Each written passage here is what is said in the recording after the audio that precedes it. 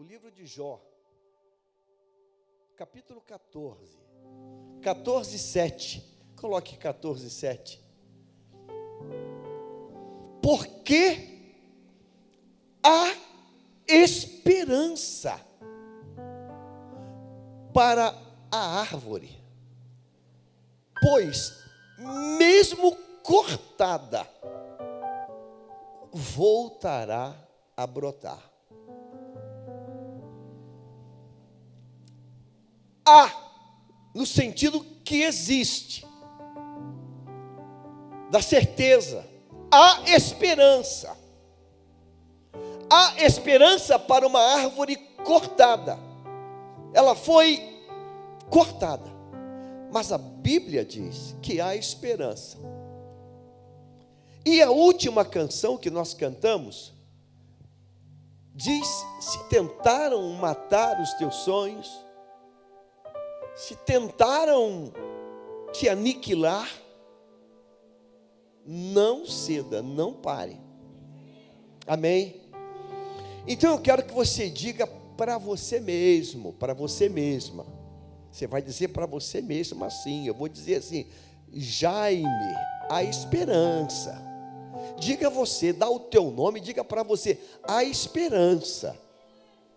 A esperança. Eu não sei o que cortou, o que tentou, o que matou, o que aniquilou, o que dilacerou. Eu não sei o tamanho do corte, mas eu tenho certeza, porque Deus não brinca, que há esperança. Amém?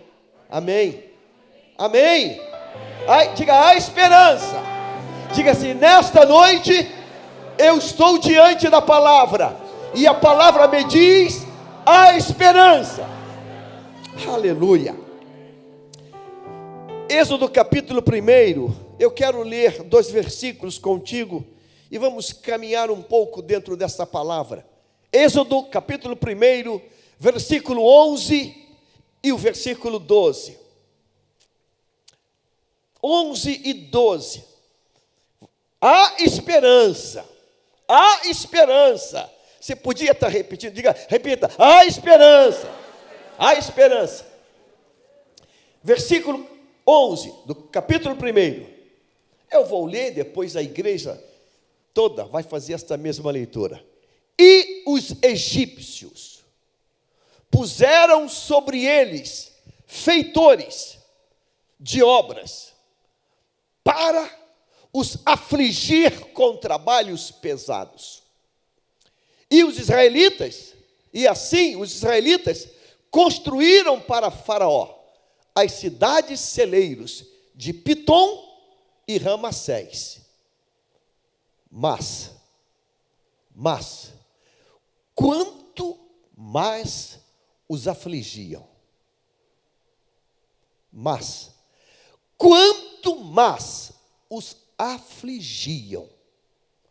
tanto mais se multiplicavam,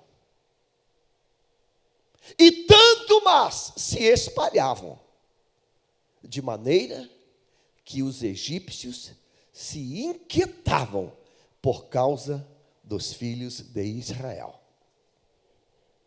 Se isso não tivesse na Bíblia, eu diria: o escritor viajou na maionese, e maionese estragada, um devaneio. Se isso não está na Bíblia, eu diria: uma mega mentira. Mas porque está na Bíblia, eu creio e quero que você creia. Diga assim: eu creio no que está escrito. Então, versículo 11, agora eu vou contar 1, 2, 3 e todo mundo vai fazer essa leitura. Versículo 11, 1, 2, 3.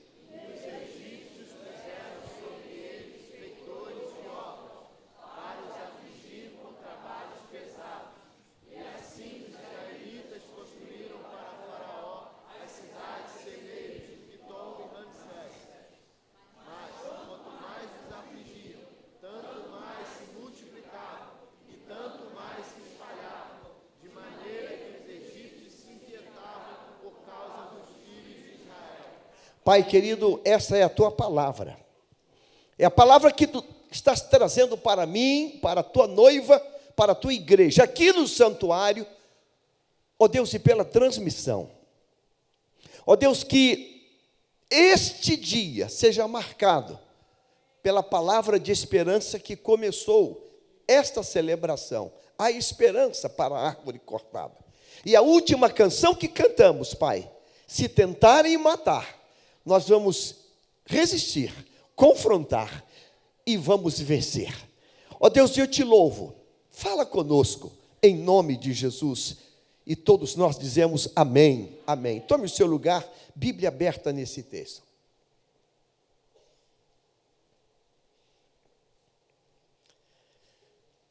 Se não tivesse isso na Bíblia, isso não era verdade. Como assim? Um povo vivendo exilado num país, um país poderoso. O Egito é uma nação poderosa demais, muito poderosa. Pense numa nação poderosa hoje. Vamos pensar numa Rússia do Putin, que está aniquilando um país. Poderosos, fortes, um poder bélico tremendo. Assim era o Egito. O Egito é um país poderoso, uma nação poderosa, um poder bélico poderoso, um exército poderoso. E quem são os hebreus? São escravos. Escravos vivem debaixo da escravidão. O texto diz que os egípcios puseram sobre eles feitores, supervisores, fiscais. Puseram sobre eles feitores, fiscais de obras. Os israelitas, eles eram a força de trabalho daquele país. Trabalhavam não por salário, trabalhavam por comida, por sobrevivência, por uma ração. Trabalhavam por uma quentinha. Era uma quentinha que eles tinham direito. Trabalhavam, sem nenhum direito, apenas ordem, trabalhar. O texto diz que eles puseram feitores sobre eles para os afligir com trabalhos pesados.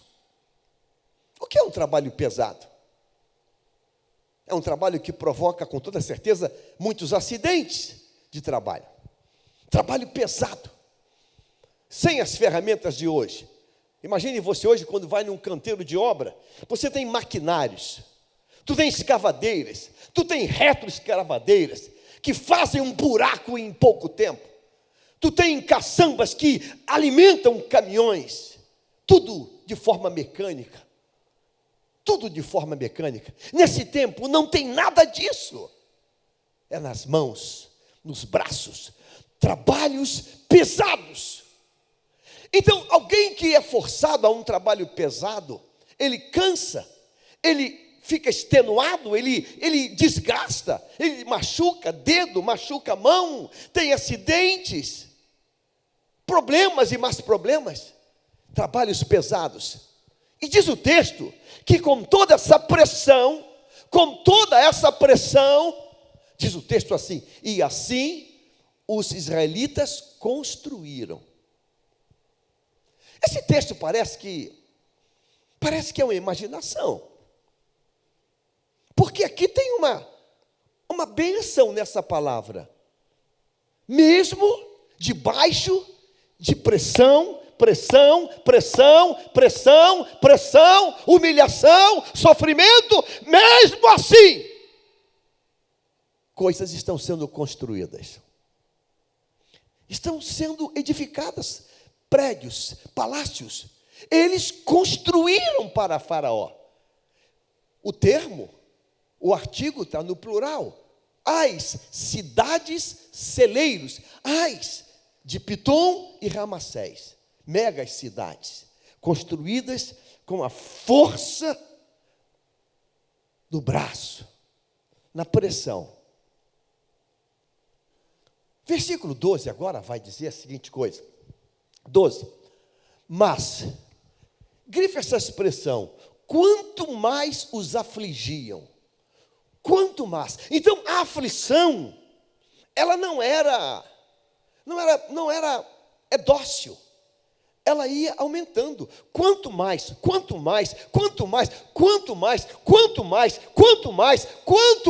os afligiam. Quanto mais os afligiam. Aí vai ter uma coisa interessante. Quanto mais os afligiam, coloque em cor verde. Tanto mais se multiplicavam. Quanto mais os afligia, tanto mais se espalhavam. Uau! Deus hoje trouxe você aqui e aqui pela transmissão para dizer para mim e para você que essa pressão que você está vivendo, essa asfixia que você está vivendo, esse massacre que você está vivendo, não vai destruir você. Essa asfixia, esse massacre não vai arruinar você. Diga assim: vou sair maior e melhor. Ah, eu gostei disso. Pastor, como assim? Isso é coisa de Deus. Se tu não aceita, fala com Ele. Porque isso chega a ser paradoxal. E é muito doido isso, irmãos. Quanto mais os afligia, quanto mais batia, quanto mais humilhava, quanto mais, o certo seria, quanto mais os afligiam, o certo seria assim, numa lógica cartesiana, quanto mais apanhava, mais doente ficava. Quanto mais apanhava, mais debilitado ficava. Quanto mais apanhava, mais enfermo ficava. Quanto mais apanhava, mais imobilizado ficava. Mais paralisado ficava. Mais miserável ficava. O certo seria isso. Numa lógica humana, cartesiana, racional, quanto mais os afligia, mais o emocional ia para o espaço. Mais surtados ficavam, mais desgraçados ficavam, mais arruinados ficavam, mais enfermos ficavam. Marcas, partes do corpo que se quebraram, famintos, magérrimos, esqueléticos. Quanto mais batia neles, humilhava eles. Ai, irmãos, Deus não cabe na nossa cabecinha. Deus é maior. Deus não cabe numa caixinha de fósforo. Não cabe. Porque isso é muito doido. Quanto mais os afligiam, irmãos, era numa proporção inversa. Tanto mais se multiplicavam. Tanto mais se multiplicavam. Tanto mais se espalhavam. Ou seja, então, a coisa é inversa. Quanto mais eu humilho, quanto mais eu massacro, mais ele vai ganhando musculatura, vai ganhando corpo. Isso é muito doido, isso. O crescimento deles era tão exponencial, grifa agora com outra cor, de maneira que os egípcios se inquietavam por causa dos filhos de Israel. Bota aí em outra cor. Olha que coisa doida, irmãos. Quanto mais massacrava, o que está sendo massacrado, o que está sendo humilhado, ia se expandindo, ia crescendo, a tal ponto que o torturador, aquele que massacra, aquele verdugo, aquele mal perverso, é ele que vai ficar mal. Os egípcios, se o quê? O que é estar inquieto? O que é inquietude? Eles que vão perder o sono. Eu estou acabando com esse cara, eu estou acabando com essa pessoa, mas ela não está descendo a ladeira, está subindo a montanha. Eu estou acabando com o emocional dela. eu estou destruindo. Mas parece que quanto mais eu bato, quanto mais eu humilho, quanto mais eu jogo para baixo, mais o contrário vai acontecendo. E eles começam a se inquietar. Então o problema agora está no palácio, está com os egípcios. Caramba, como é que faz isso? Eu estou aumentando a dose, eu estou ferindo mais, eu estou machucando mais. E o efeito é o contrário. O efeito é o contrário. Pensa assim, uma analogia muito besta. Alguém que está tomando anticoncepcional e engravida. Eu estou engravidando, meu Deus, o efeito é o contrário. Eu tomei para não ter ou para ter, afinal de contas. Eu estou batendo, eu estou jogando para baixo. Eu queria ver essa pessoa de cabeça baixa, jururu, pensando em morte, pensando em suicídio. Eu estou querendo ver essa pessoa cortando os pulsos. Eu estou querendo ver essa pessoa surtada. Mas quanto mais eu massacro, mais se multiplica e mais se espalha. Porque Deus é o nosso Deus. Eu sei que nesta noite eu estou falando aqui para pessoas aqui que estão vivendo uma guerra, estão sendo podados. Já falei aqui algumas vezes, há anos atrás, 40 e quase 50 anos atrás, eu era vendedor de uma empresa e eu passei um pouquinho por isso. O gerente da época, que ele me odiava, porque ele frequentava aquela outra religião afro. Às sextas-feiras tinha lá um negócio dos tambores, e sabia que eu era cristão, e eu no Primeiro Amor, isso era em 75, Primeiro Amor, Deus tinha me arrancado da desgraça do inferno, então eu era muito mais crente do que sou agora, com certeza, ia 4 vigílias por mês, e meu negócio era só mantos, monte, reteté, e aquilo, ele tinha ódio daquilo, e ele ia me tirando as áreas. Você agora, esse mês, sai da área de São Cristóvão, área de Jacarepaguá. Jacarepaguá era um polo de laboratórios, um polo. Ia do Merck a mais um monte de outros laboratórios. E só ali eu tinha um salário estupendo das comissões. Agora você sai, vai para a área de Baixada, de Nova Iguaçu, de Caxias. Mas você não tem cliente lá, então pede as contas. E eu ia, e Deus, eles diziam, agora ele vai se ferrar. Aí Deus botava a mão e de repente, bum, explodia uma clientela maior do que a de Jacarepaguá. Lembro quando, uma vez na Dutra, pegando uma empresa, era um galpão que não tinha nenhuma marca, não tinha nada, e eu visitando, era uma multinacional de cosméticos. Talvez você conheça, a Leroy não, parece que é L'Oréal.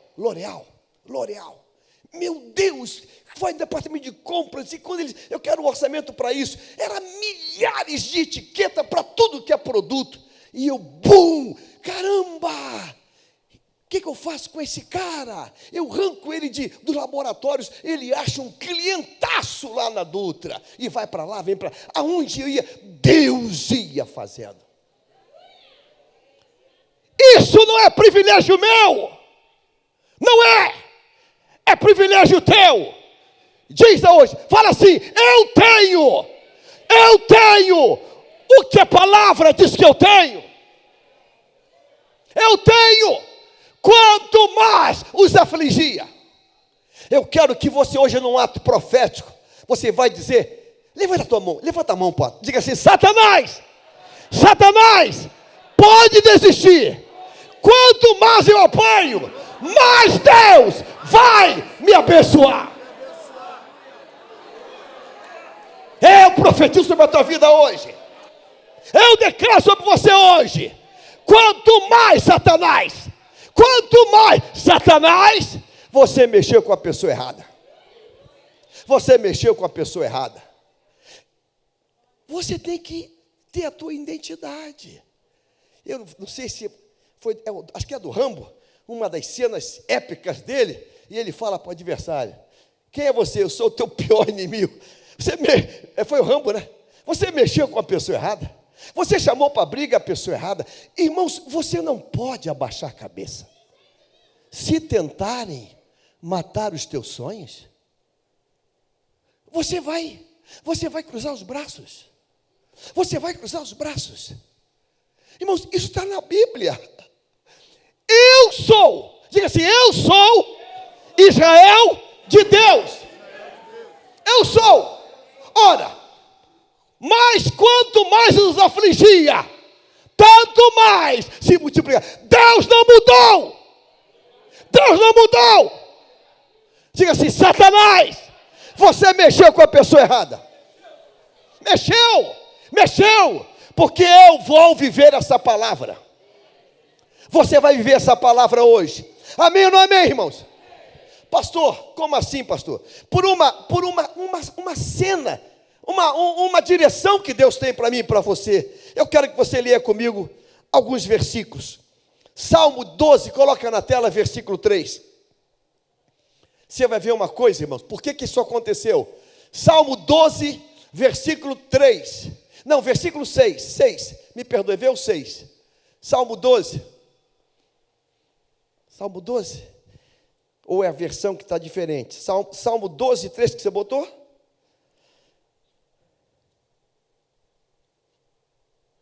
Não, Salmo 12 e 5, me perdoe. Escrevi errado. Salmo 12 e 5. Aleluia! Eu ouvi o Poponete falar aleluia? Aleluia! Eu quero que você leia comigo essa palavra e marque na tua Bíblia. 1, 2, 3, diga assim. Por causa da opressão dos pobres e do gemido dos necessitados, eu me levantarei agora, diz o... Grifa essa parte de Deus, bota em vermelho, bota em verde. O texto diz, irmãos, que Deus vai se levantar.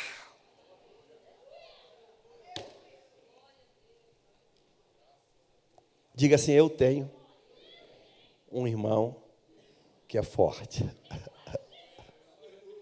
Aleluia. Você podia dizer com mais segurança.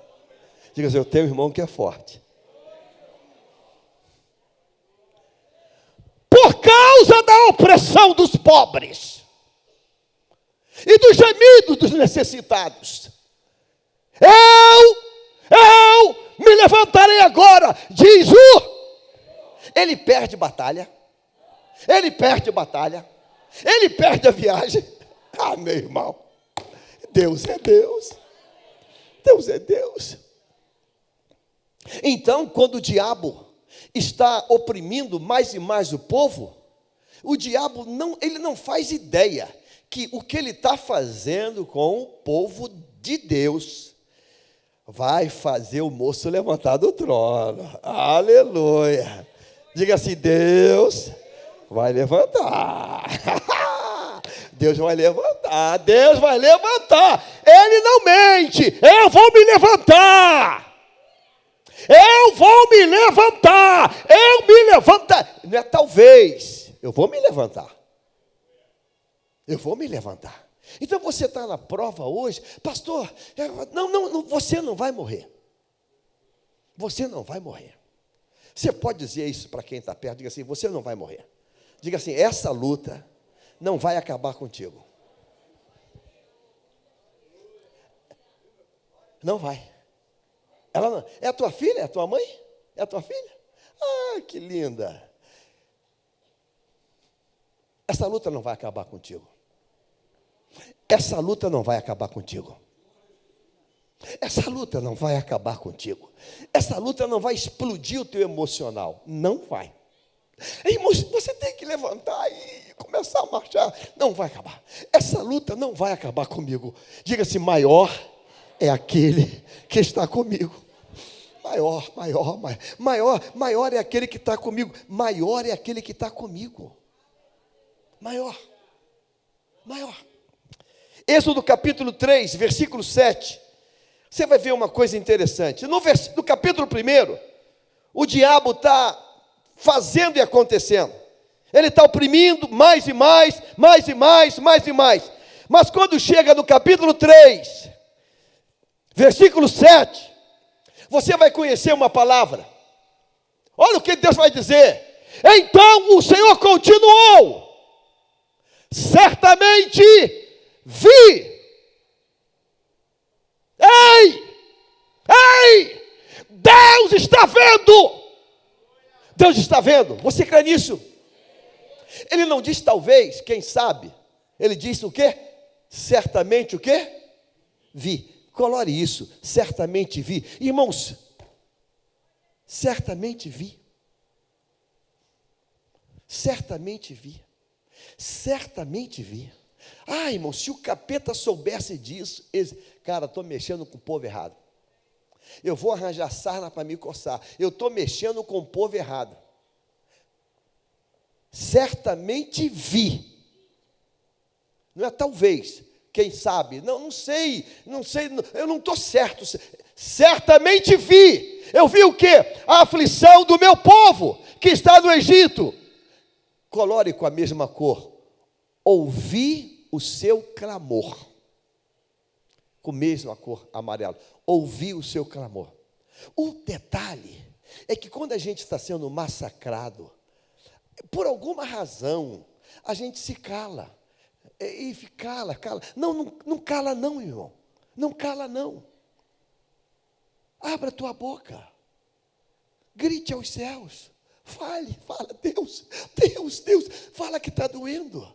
Fala, Deus, tu está contemplando. Fala. Deus viu, mas Deus ouviu o clamor. E vai dizer agora, conheço o sofrimento, porque está sendo narrado. Torne conhecida a tua dor. Torne conhecida a tua dor. Tu lembra de Ana, quando fala para o sacerdote? Não, eu tô aqui nesse meu clamor, nesse meu rasgar de alma, eu estou contando para Deus a minha aflição. A minha aflição é conquistar a paternidade. Eu estou contando para Deus isso. E ela vai dizer mais à frente, por este menino orava eu. Você não tem que botar no Facebook. Você tem que entrar no teu quarto e transformar o teu quarto de guerra. Você já tem um quarto de guerra? Arranja um cantinho lá. Arranja um cantinho, arranja uma esquininha da tua casa. E diz assim, aqui vai ser meu quarto de guerra. Quando ninguém está vendo, quando o marido não está, quando o filho não está, quando a secretária que ajuda não está, quando ninguém está, aí você vai lá para o teu cantinho lá, enfia a tua cabecinha naquele cantinho lá, diz, Deus, até quando, Senhor? Até quando? Até quando, Senhor? Até quando essa humilhação? Até quando, Deus? Até quando? Coloca no altar de Deus. Deus vai dizer, certamente vi, certamente ouvi o seu clamor e conheço.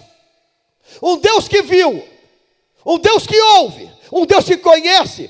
Colore também, conheço o seu sofrimento.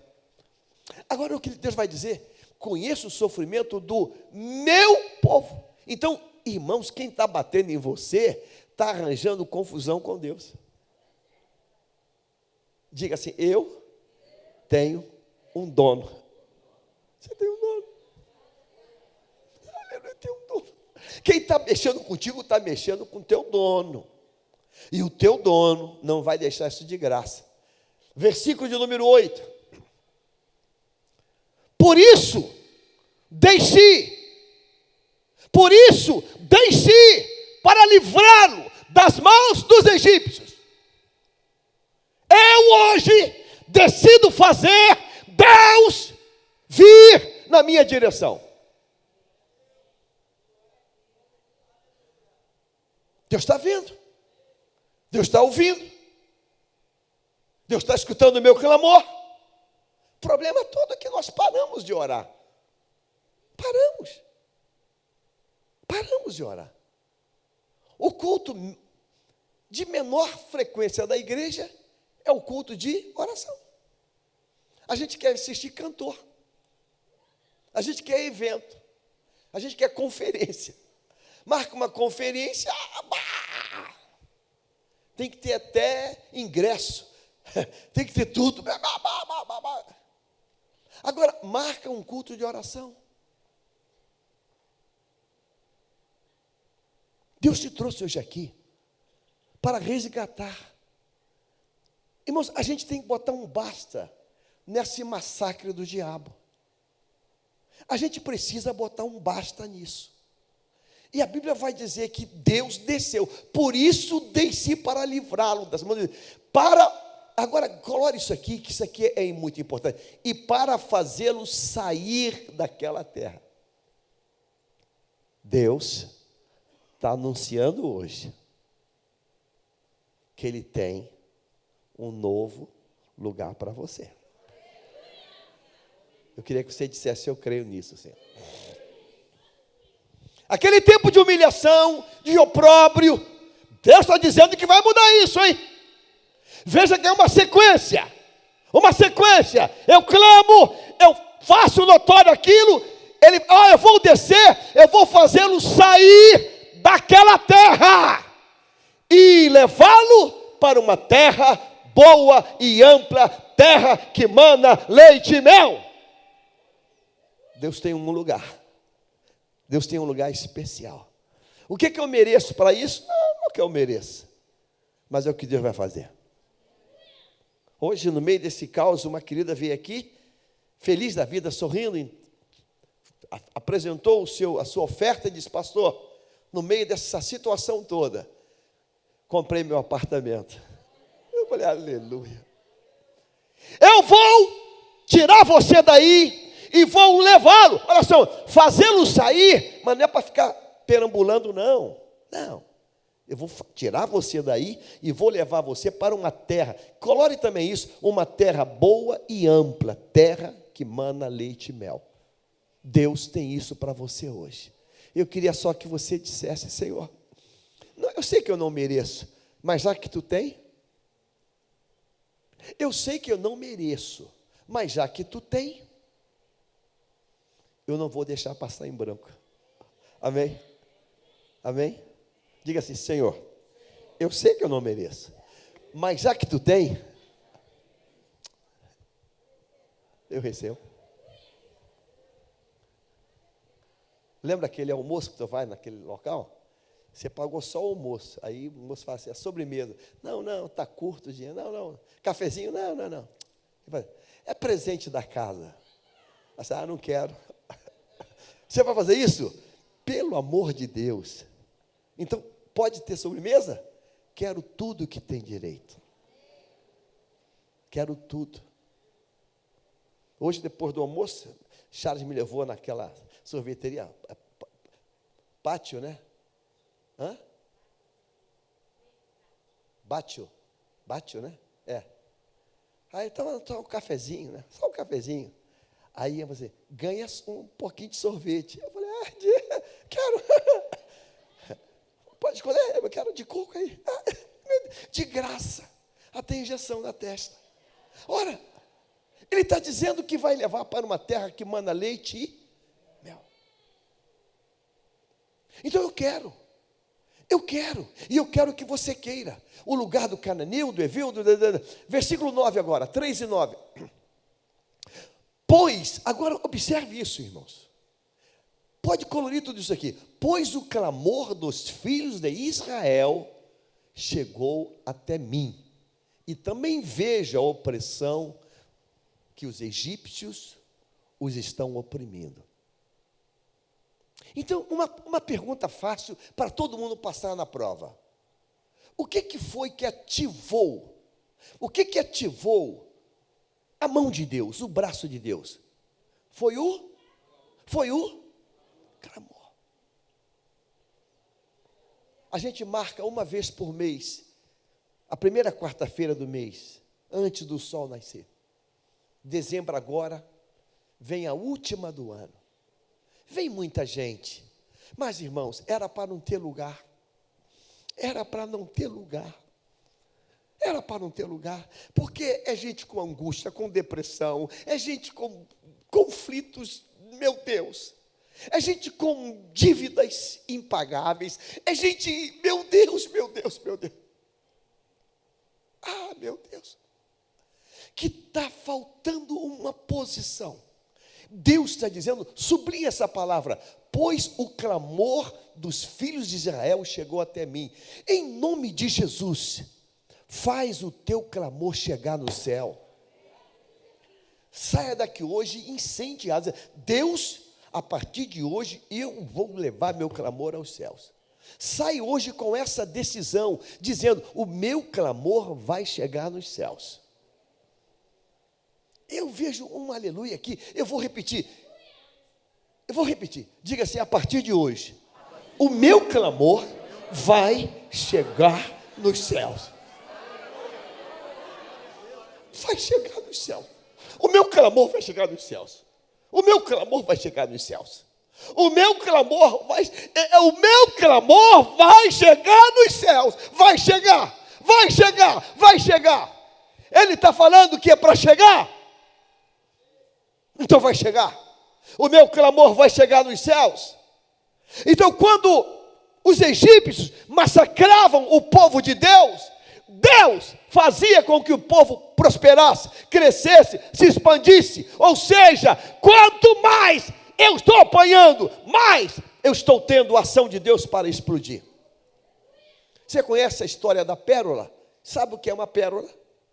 Uma pérola, essa riqueza mineral. A pérola é um grãozinho que, por um acidente qualquer, ela entra dentro da ostra. E quando ela entra, ela cai dentro da ostra, lá nas profundezas dos mares. Aquilo cria uma revolta na ostra, e ela começa a segregar um líquido, uma proteção para tentar mudar aquilo que está transtornando ela.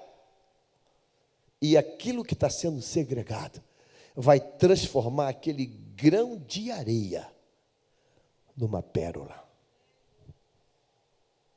A pressão, o sofrimento produz glória. Você conhece o diamante? Essa pedra, a mais cara que existe. Sabe o que é um diamante? É um carbono que na profundeza do solo, na temperatura incalculável quase, aquele carbono, ele vai sendo colocado naquele calor daquela terra, e ele vai virar um diamante. O diabo quer que a gente acredite que as lutas estão vindo para nos matar, para a gente abaixar a cabeça, para a gente entregar, desistir da vida, cortar os pulsos, tentar suicídio ou cair num buraco. Não. Irmão, se você está passando na fornalha, é porque Deus está esperando e está contando que vai ter uma grande vitória. Todo mundo que eu atendo e que conta uma desgraça terrível, eu digo assim, uau, vai ser grande o testemunho. Como assim, pastor? Vai ser, porque o que o diabo está fazendo contigo, ele não sabe de nada. O efeito vai ser ao contrário. Vai virar alguém poderoso. Poderoso.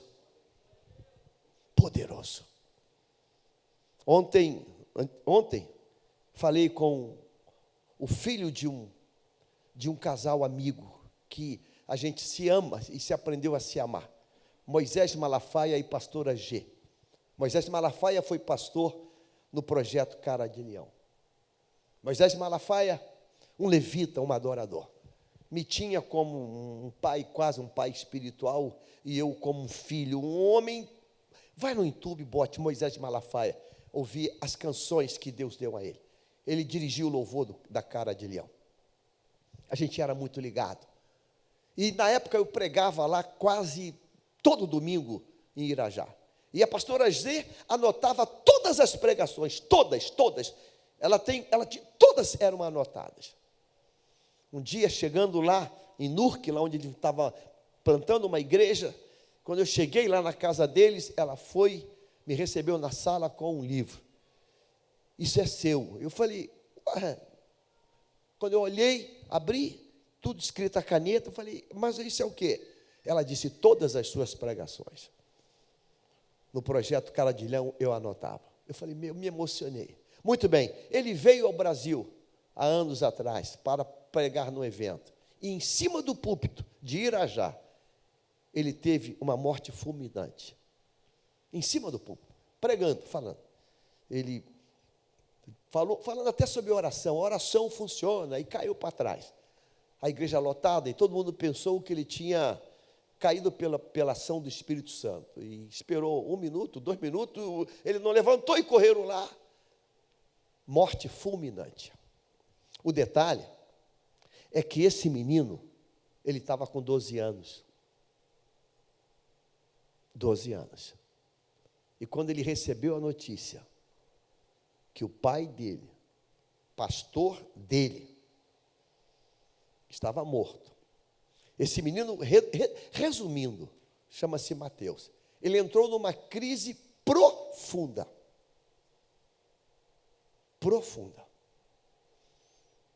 Primeira coisa foi se revoltar contra Deus. Do tipo, Deus não podia ter feito isso. Deus não podia ter tirado o pai dele. Agora, quando tira o pai dele, o mundo dele desaba, porque o pai dele era o pastor da igreja. E quando o pai dele passa para o Senhor e é recolhido, a igreja coloca outro pastor. Então, você imagine que um dia ele é filho do pastor da igreja, e no outro dia, o pai dele passou para o Senhor, e a igreja coloca outro pastor, e eles estão fora. Imagine você, vivendo em outro país. Esse menino, ele entrou numa ladeira, que parecia que não tinha mais final a ladeira. Parecia que não tinha mais final. Ele socava, ele não aceitava aquela morte. Não aceitava aquela morte. Não aceitava. Ele conta que só não fez uma loucura, porque tinha muita gente orando por ele, senão teria feito uma loucura. Com ele ou com tudo que estava à volta dele. Porque são lutas que vêm. Hoje esse menino é um psicólogo graduado nos Estados Unidos. Hoje esse menino trabalha em igreja. Hoje esse menino, ele atua na área hospitalar dos Estados Unidos. Deus virou de tal maneira que essa semana ele se batizou e mandou o vídeo. E eu falei com a mãe, eu chorei quando vi. Eu chorei porque eu falei, Deus, olhando de fora, eu falei, Deus, tá bom, Deus, tá bom. Levou o pai dele, tá bom, mas Deus. Moisés tinha um casal de filhos, a menina é uma benção, e o menino, praticamente, parece que tu soltou todos os fios dele. Deus. Mas, irmãos, a pressão, quanto maior a pressão, maior vai ser a glória. Quanto maior é a pancada, maior vai ser a glória. Quanto maior, falei com ele, Mateus, estou vendo um profeta, um pastor se levantando.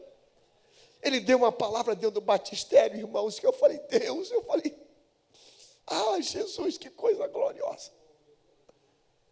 Então, quando o diabo vem contra o filho de Deus, contra as filhas, e você parece que tudo desmonta de repente tudo desaba, de repente. pressão, pressão, olha para o lado, vê derrota, olha para o outro lado, vê derrota, olha para o outro lado, vê derrota. Irmãos, isso bate um desespero. E a gente não consegue ver, no meio dessa calamidade, que nós estamos indo, avançando, crescendo. Eu vou voltar aqui para Êxodo 1, porque isso aqui a gente passa desapercebido. Os egípcios puseram sobre eles feitores de obras, para os afligir, bota 1 e 11, com trabalhos pesados. Agora, observe isso aqui, grifa essa expressão, só grifa. E assim, os israelitas construíram. Não importa que é para Faraó, mas construíram. Essa palavra está dizendo que mesmo com toda essa pressão, eles estavam produzindo. Diga construindo, diga produzindo. Com toda essa pressão, estava produzindo. Irmãos, porque quando você faz alguma coisa e você vê aquilo, irmãos, mesmo que ninguém agradeça, você se sente recompensado. Você entende? Mesmo que ninguém elogie, mas você se sente assim, uau, uau, uau. Sexta-feira eu preguei na Ebenezer, aniversário da Ebenezer. Final do culto, a esposa do pastor Paulo, pastor, tem um lanchinho, uma merenda. Aí fui lá para cima. Ela fez uma sopa de abóbora com carne seca, um caldo. Irmãos, aquilo estava um pecado de glutonaria. Eu falei, menina, quando é que tu aprendeu a fazer isso? Ah, pastor, então depois tu vai provar meu suco de limão ao leite. Limão ao leite? Irmãos, eu falei, Jesus, da onde tu aprendeu isso, minha filha? E se eu tivesse um potinho Tupperware, eu tinha levado para casa. Não, eu tinha. A sorte que eu vou andar com um negócio desse no carro, porque tem umas coisas que tão boas, eu falei, meu Deus, o que é isso? Irmão, era de lamber os dedos. Ou seja, aí eu elogiei de forma sincera, não foi porque estava muito, muito, muito bom. Ela parou agora no carro indo para a igreja, foi pegar o irmão para ir para lá, e eu falei com ela, varoa, ó, pastor, vou fazer para o senhor levar para casa. Eu falei, já ganhei a benção. Mas entenda bem que a pessoa, quando ela vê a obra dela, e ela, uau! Eles construíram. Irmãos, o diabo, se não quiser falar pelo orgulho, não fala, mas vai dizer assim, ficou bom. Então, quando eles entraram naquele palácio, e chegava um outro para chegar ali, uau! Essa parede está direitinha. Quem foi que fez? Foram eles os escravos. Então, no meio do massacre, você está produzindo. Posso ouvir um amém? Amém. Você vai dizer, Senhor, está difícil, está doendo, eu estou chorando, mas Deus, eu estou produzindo. Que isso alegre o teu coração. Que isso seja um sinal de Deus para você. Você está produzindo. O barco está indo, irmãos. A casa não caiu, a casa não despencou. Você está produzindo. Você está produzindo. A coisa está acontecendo. A coisa está funcionando. É aquela pessoa que não ganha nada. Outro dia atendi alguém que o marido largou e tipo assim, vai vir aqui pedir prato de comida. Vai vir aqui. Aí passou lá na casa dela lá, mas não passou para ajudar não, passou só para espionar, bisbilhotar. Aí chegou lá, estava tudo arrumadinho. Você, já tem Ricardão no pedaço, né? Ela, Ricardão não, é Jesusão. Ele, como assim? Está tudo, pintou? E quem bancou? Ela fez assim, ó. Estou passando roupa, estou fazendo faxina, estou cozinhando para fora. Mas quem pintou? Quem pintou? Então, no meio da prova, você está produzindo. Você está produzindo. Então, eles estavam produzindo, estavam fazendo no meio daquele sofrimento. Por que vai ser diferente para você? Vai ser igual com você. Amém? Diga assim, comigo vai ser igual. Então mexeram com a pessoa errada. Eu quero hoje que você levante a tua cabeça. Eu quero hoje que você diga assim, Deus, olha, eu vim hoje aqui porque o pau está quebrando em cima de mim. Mas tu vai virar esse negócio. A situação vai ser virada. E você vai trazer o testemunho ainda esse ano. Diga assim, esse ano, eu trago o meu testemunho. Deus vai virar esse negócio. Ele quer que eu ore, Ele quer que eu clame, Ele quer que eu venha clamar. E quando eu clamo, a coisa vai mudar. Mas Deus também tem uma outra arma para mim fazer. Eu quero colocar essa arma para você. Isaías 58:6. Coloque na tela. Isaías 58:6 é uma outra arma que eu quero dar para você. O clamor, você narrar para Deus. E a outra arma, Isaías 58:6. Será que não é este o jejum que escolhi? Que vocês quebrem as correntes da injustiça e desfaçam as ataduras da servidão. Deus está mandando dizer hoje, está apanhando, está na prova, estabeleça um dia, e esse dia vai ser o dia que você vai oferecer a Deus um jejum. Estabeleça um alvo. Pastor, eu gosto muito de refrigerante. Faça jejum de refrigerante. Pastor, o meu negócio é Facebook. Faz de Facebook. Pastor, meu negócio, pastor, é de biscoito. Faz de biscoito. Pastor, não sei. Porque tem gente que não pode fazer jejum completo porque a saúde não deixa. Então, estabeleça alguma coisa. Estabeleça alguma coisa. Estabeleça alguma coisa.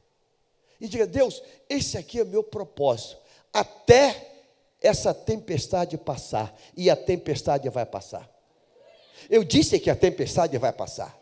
Eu disse que essa guerra vai passar. Eu disse que essa maluquice vai acabar. Eu disse que essa revolta vai passar. Eu disse que esse demônio vai sair. Eu disse que Deus vai virar. Deus vai virar. Então você clama, você coloca para Deus e você estabelece um jejum. Estabelece. Não sei, alguma coisa. Não, eu estabelece um jejum. Estabelece um horário. Irmãos, Deus não é um Deus perverso, mau, fazendo não. Deus não quer sacrifício de tolo. Estabelece. Eu vou, toda semana vou levantar tal hora e vou estar em jejum até tal hora. Deus vai te surpreender. Eu disse que Deus vai te surpreender. Deus, eu vou estar em propósito. Eu gosto muito disso, eu vou tirar isso durante um mês, eu vou parar com isso. Estabeleça, não sei, estabeleça alguma coisa assim, Deus, de tal dia a tal dia, de tal hora a tal hora, eu vou entrar nessa guerra, nesse propósito, e Deus vai mudar isso. Deus vai fazer. Eu disse que Deus vai fazer, irmãos. Deus vai mudar, Deus vai intervir, Deus vai fazer. Deus vai fazer. Há dias atrás, nós montamos um propósito em família por uma situação. Irmãos, foi assustador o que Deus fez, a velocidade que Deus fez. Por que nós não estamos usando essas armas? Deus colocou para mim e para você essa arma. Essa arma é nossa. Então estamos em guerra? Sim, estamos. A guerra vai acabar conosco? Não, não vai acabar. A guerra vai nos levar para um novo tempo, para um tempo de glória. E eu quero que você hoje profetize e declare isso, em nome de Jesus. E eu quero terminar lendo um texto para você, Salmo 42, versículo 9. 42, versículo 9, para a gente, você entende isso agora. Pergunto a Deus, minha rocha, por que te esqueceste de mim? Porque hei de andar eu lamentando sob pressão dos meus inimigos. Versículo 10. Os meus ossos se esmigalham quando os meus adversários me insultam, perguntando sem parar, e o seu Deus onde está? Por que está abatida, ó minha alma? porque te perturbas dentro de mim? Espere em Deus, pois ainda o louvarei, a Ele, meu auxílio e Deus meu. Sabe o que Deus espera de mim? Volta o versículo 9. Olha esse detalhe aqui.